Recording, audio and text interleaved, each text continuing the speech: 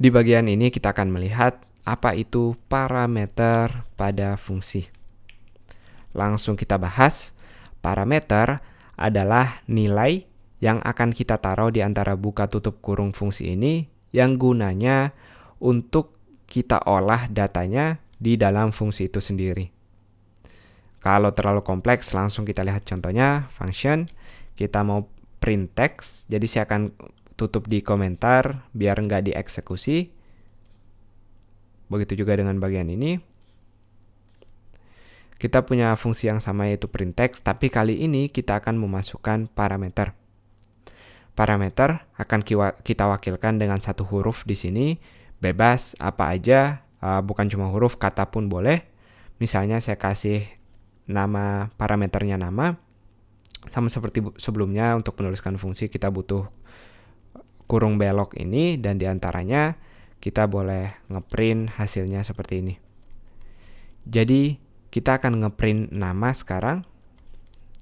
Dan kalau kita panggil fungsi print text ini, tentu akan error atau undefined. Di sini adalah standar dari JavaScript karena kita belum ngasih tahu apa itu nama sebenarnya. Nah, cara ngasih nilainya, ketika manggil fungsinya, kita butuh mengisi buka tutup kurung di antara ini. Karena kita mau ngeprint sesuatu, misalnya saya tulis sekolah coding di sini, kita akan melihat sekolah coding. Jadi cara kerjanya seperti ini. Kita manggil metode print text. Oke, dia lihat print text. Ups, tunggu dulu. Print text bilang, saya butuh parameter. Nah, dia akan balik lagi. Oke, saya punya metode print text dan ini nilai yang mau saya oper ke dalam print text ini. Jadi sekarang secara nggak langsung, nama kita kasih nilai sekolah coding. Nah, nama udah boleh dipakai di mana aja di dalam blok kode ini. Jadi misalnya kita mau namanya kita ubah.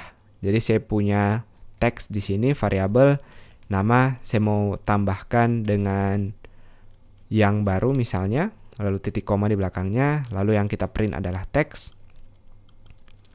Maka yang akan kita lihat sekarang adalah gabungan teks sekolah coding dan yang baru. Jadi dia sama seperti mendeklarasikan variabel. Sama seperti yang kita lihat sebelumnya, ini sama kayak nulis nama sama dengan sekolah coding seperti ini. Jadi apapun yang kita tulis di sini akan dianggap sama dengan yang ada di sini.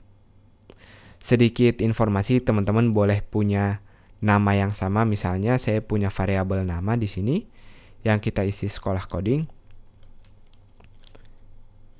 Lalu yang akan kita oper bukan lagi teks langsung, tapi variabel seperti ini.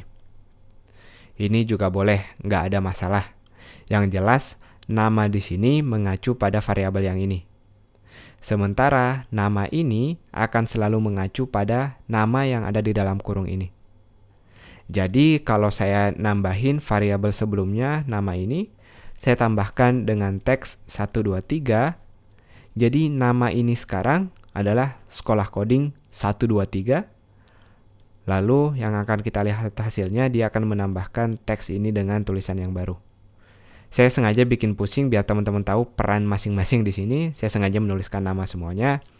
Jadi yang kita lihat di dalam parameter saat manggil fungsinya adalah nama atau teks yang berada di luar fungsinya. Sementara yang kita lihat di sini, nama ini dia akan selalu mengacu ke nama yang ada di parameternya.